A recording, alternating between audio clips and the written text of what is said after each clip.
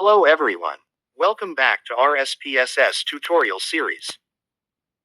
In this lesson, we will learn how to perform descriptive statistics in SPSS. Descriptive statistics are used to summarize and describe the main features of a dataset.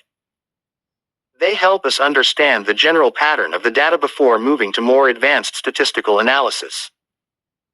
In this example, we will use three variables: age, study hours, and exam score.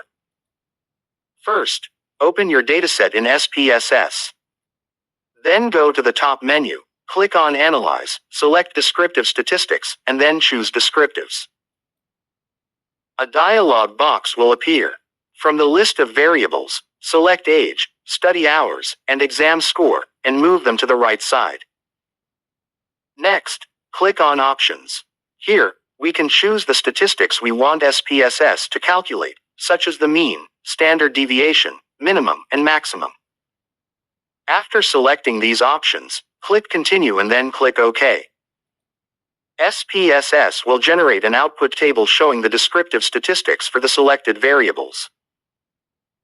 The mean tells us the average value, the standard deviation shows how much the values vary from the mean, and the minimum and maximum show the smallest and largest values in the dataset.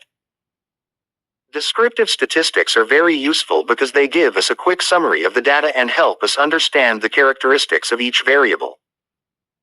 This is often the first step in data analysis because it provides a clear overview of the dataset before performing further tests.